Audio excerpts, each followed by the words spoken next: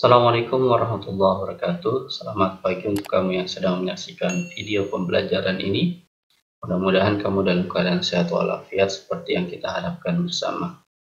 Kembali lagi ke channel YouTube Junaidi Fayat. Kali ini kita akan membahas pembelajaran 3, subtema 3 dari tema 7, di mana pembelajaran yang akan kita pelajari seperti yang tertera dan terlihat pada layar. Di sini akan kita pelajari 3 materi. Materi yang pertama adalah menuliskan informasi penting dalam teks. Kemudian materi kedua sejarah lahirnya Pancasila. Dan yang terakhir adalah nilai-nilai luhur Pancasila yang berkembang di masyarakat. Ketiga materi tersebut yang tadi saya baru bacakan akan kita bahas tuntas pada pembelajaran ini. Oleh karenanya untuk kamu yang sedang menyaksikan video ini, simak dan cermati video ini dengan baik agar kamu mudah dan memahami video pembelajaran ini dengan sempurna. Yuk sama-sama kita bahas dan kita tuntaskan pembelajaran 3 pada video pembelajaran ini.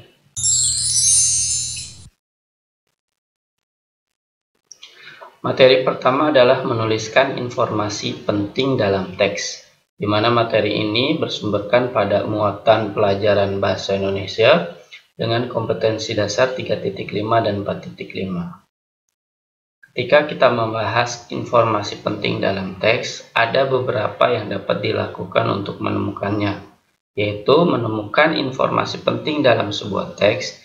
Ada cara-caranya. Berikut cara-caranya yang harus kita perhatikan untuk menentukan atau menemukan informasi penting tersebut. Yang pertama adalah membuat daftar pertanyaan berdasarkan isi teks.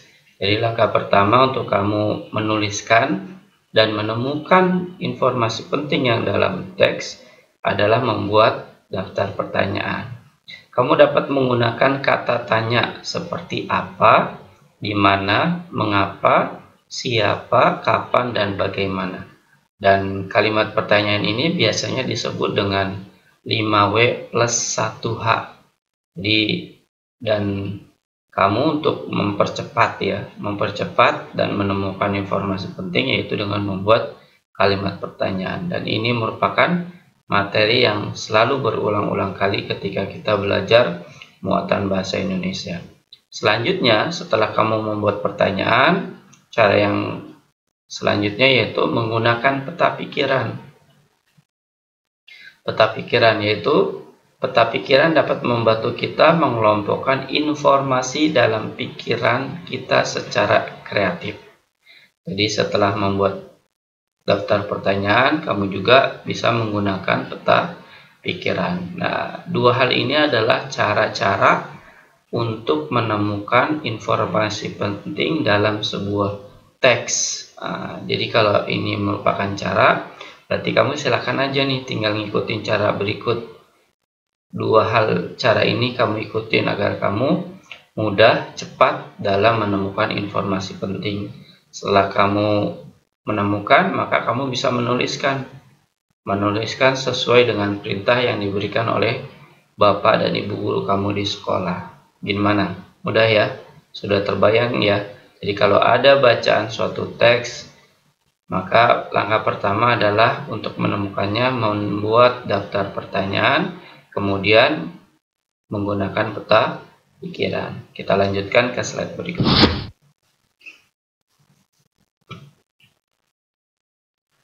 Materi yang kedua adalah sejarah lahirnya Pancasila. Nah, materi ini adalah materi bermuatan asalnya muatan pelajaran ilmu pengetahuan sosial dengan kompetensi dasar 3.4 dan 4.4. Sidang pertama BPUPKI yang dilaksanakan pada tanggal 19 Mei sampai 1 Juni 1945 membahas tentang rancangan dasar negara. Jadi sebelum kita mengenal sejarah Pancasila nih, sejarah lahirnya Pancasila. Nah, rakyat Indonesia pada saat itu, pada zamannya sebelum kemerdekaan, mempersiapkan diri untuk membuat rancangan dasar negara. Jadi sebelum merdeka emang udah siap-siap nih membuat rancangan negara. Terdapat 3 tokoh yang mengajukan pendapatnya tentang dasar negara Indonesia seperti berikut. Nah, seperti berikut ini maksudnya ini. Jadi 3 orang tokoh yang mengusulkan dasar negara adalah Mr. Muhammad Yamin, Profesor Dr. Mr. Supomo, dan Insinyur Soekarno. 3 orang ini mengusulkan dasar negara untuk diberikan kepada bangsa Indonesia. Walaupun sebenarnya ada 2 orang lagi ya. Nah, 2 orang lagi mengusulkan dasar negara. Nah, 2 orang tersebut nanti menjadi jumlahnya 5 ketika kamu nanti beranjak atau menginjak di kelas 6. Tanggal penyampaian usulannya pun berbeda-beda antara satu dengan yang lainnya. Kalau Muhammad Yamin 29 Mei, Dr. Supomo 31 Mei, dan Insinyur Soekarno 1 Juni. Rumusan dasarnya yang mereka rumuskan untuk Pancasila yang saat ini kita sudah terima, kita sudah sering bacakan. Kalau Muhammad Yamin itu usulannya yang pertama pri kebangsaan, pri kemanusiaan, pri ketuhanan, pri kerakyatan, dan yang kelima kesejahteraan rakyat. Jadi urutan Pancasilanya itu seperti ini. Kemudian kalau Dr. Supomo, yang pertama adalah persatuan, kedua keseimbangan lahir dan batin, ketiga kekeluargaan, keempat keadilan rakyat, dan kelima musyawarah. Jadi antara satu dengan yang lainnya, antara Muhammad Yamin dengan Dr. Supomo memiliki perbedaan dalam urutan dan bunyi Pancasilanya. Dan yang terakhir mengusulkan usulan dasar negara adalah Insinyur Soekarno. Yang pertama adalah nasionalisme dan kebangsaan Indonesia. Kedua, internasionalisme dan perkemanusiaan. Ketiga, mufakat atau demokrasi. Keempat, kesejahteraan sosial. Dan kelima, ketuhanan yang Maha Esa. Ketiga orang ini adalah orang yang berjasa kepada bangsa Indonesia dalam membuat rumusan dasar negara yang saat ini telah disahkan. Jadi kita mengetahui ini akhirnya siapa-siapa sajakah yang mengusulkan dasar negara yang saat ini kita gunakan. Kita lanjutkan ke slide berikutnya.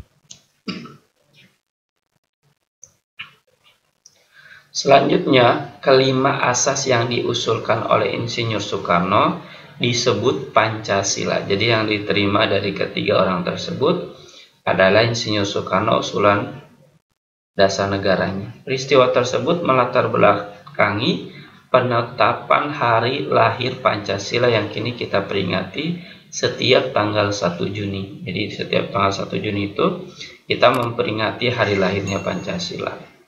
Sebelum memulai sidang kedua BPUPKI, dibentuklah kembali panitia yang dikenal sebagai Panitia 9. Anggota Panitia 9 terdiri dari Insinyur Soekarno, Muhammad Hatta, Ahmad Subarjo, Muhammad Yamin, Abdul Qadir Muzakir, Wahid Hasim, Agus Salim Maramis, dan Abi Kusno Cokro Suyoso. Jadi ini adalah Panitia 9 pada sidang kedua BPUPKI. Nah, Panitia 9 ini diketuai oleh Insinyur Soekarno. Sehingga pada tanggal 22 Juni 1945, Panitia 9 mengadakan rapat yang kemudian menghasilkan rumusan dasar negara yang tercantum dalam Piagam Jakarta atau Jakarta Charter yang berbunyi. Nah, jadi sebelum sekarang ini namanya Pancasila, dulu ketika masih digodok ya, dibuat oleh Panitia 9, itu namanya Piagam Jakarta atau Jakarta Charter, di mana Pancasila pada awal pertama kali dibuat berbunyi seperti berikut. Nah, hanya saja perbedaan antara Pancasila yang dulu, yang awal pertama kali dibuat, dengan yang saat ini kita sering baca, itu perbedaannya di sila yang pertama. Pertama nih, kalau kita baca sila yang pertama, ketuhanan dengan kewajiban menjalankan syariat Islam bagi pemeluk-pemelukmu. Jadi ini perbedaan antara dulu dengan yang sekarang pada poin ini. Kemudian yang kedua, sila kedua adalah kemanusiaan yang adil dan beradab. Ketiga, persatuan Indonesia. Keempat, kerakyatan yang dipimpin oleh hikmat kebijaksanaan dalam permusyawaratan perwakilan.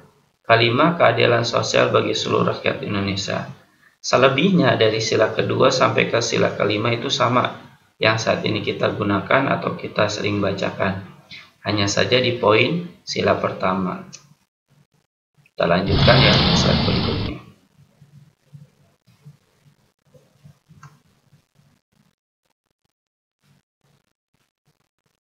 Setelah mendapat beberapa perubahan, perubahan itu maksudnya Piagam Jakarta atau Jakarta Charter, Pancasila sebagai dasar negara akhirnya pada tanggal 18 Agustus 1945 setelah Indonesia merdeka ya, karena Indonesia merdeka pada tanggal 17 Agustus, dituliskan dalam pembukaan Undang-Undang Dasar 1945 yang berbunyi.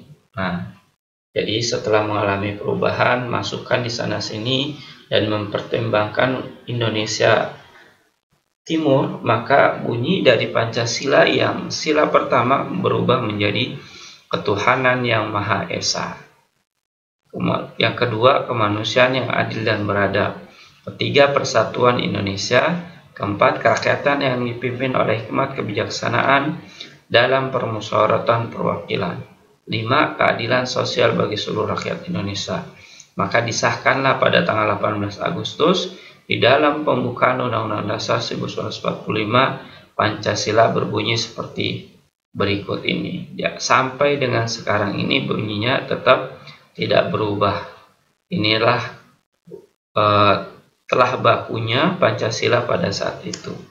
Ditetapkan pada tanggal 18 Agustus 1945 sampai sekarang pun masih seperti ini. Kita lanjutkan ke berikutnya.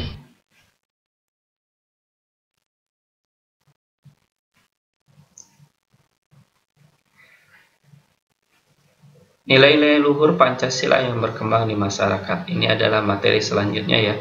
Setelah kita tadi sudah belajar lahirnya Pancasila, materi yang berikut ini adalah materi yang bersumberkan kepada muatan PPKN dengan kompetensi dasar 3.3 dan 4.3. Pancasila memiliki beberapa fungsi dan kedudukan dalam masyarakat Indonesia, yaitu 1.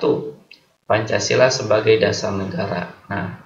Kalau kita perhatikan, cermati ya, seperti yang kita tadi sudah bahas di materi-materi sebelumnya, bahwa Pancasila itu dibuat sebagai dasar negara. Artinya, kalaupun di sini sebagai dasar negara pula, bahwa Pancasila sebagai sumber dan dasar segala aturan hukum atau perundang-undangan yang berlaku di Indonesia. Inilah makna dari arti bahwa Pancasila sebagai dasar negara. Yang kedua, Pancasila sebagai pandangan hidup dan ideologi bangsa. Ini memiliki arti bahwa Pancasila merupakan sistem nilai yang ideal dan diyakini kebenarannya untuk diwujudkan dalam kehidupan bermasyarakat sebagai pemersatu bangsa. Ini poin yang kedua ya, fungsi dan kedudukan Pancasila di dalam masyarakat. Kemudian yang ketiga adalah Pancasila sebagai kepribadian bangsa, di mana artinya bahwa ketika menjadi sebagai kepribadian bangsa, bahwa Pancasila memberikan corak dan ciri khas yang membedakan bangsa Indonesia dengan bangsa lain. Nilai-nilai luhur Pancasila yang berkembang di masyarakat terdiri dari 3 hal ini ya. Jadi otomatis kita memiliki perbedaan dibandingkan dengan negara lain. Kalau kita perhatikan dari segi sebagai kepribadian bangsa Indonesia.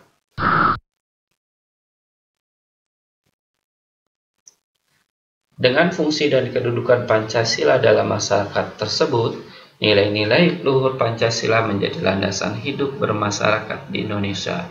Hal tersebut diperlihatkan dengan berkembangnya budaya khas bangsa Indonesia. Ini contoh budaya khas yang dimiliki oleh bangsa Indonesia, dan karena juga fungsi dan kedudukan Pancasila dalam masyarakat menjadi nilai-nilai luhur. Yang pertama adalah gotong royong. Ini salah satu kebiasaan ya, khas yang dimiliki oleh budaya bangsa Indonesia, yaitu gotong royong. Kemudian yang kedua adalah musyawarah, baik di sekolah, di rumah, atau di lingkungan sekitar rumah kita, atau di lingkungan masyarakat, maka terjadilah atau biasa kita kenal dengan istilah musyawarah. Yang ketiga adalah toleransi. Dan ini juga merupakan bagian dari budaya yang menjadi khas bangsa Indonesia. Tiga budaya ini adalah tiga budaya yang nggak boleh dihilangkan karena merupakan ciri dan khas budaya dari bangsa Indonesia.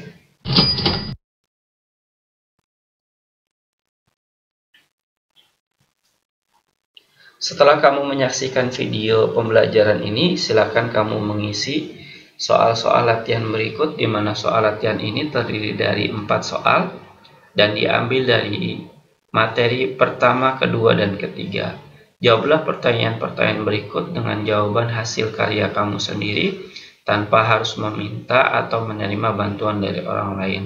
Yakinlah bahwa kamu dapat bisa mengerjakan soal berikut dengan baik dan benar sesuai dengan perintah yang diberikan oleh Bapak dan Ibu guru kamu di sekolah. Selamat mengerjakan soal latihan ini. Jangan lupa terlebih dahulu berdoa sebelum mengerjakannya. Demikian pembelajaran 3 subtema 3 dari tema 7 yang dapat saya berikan.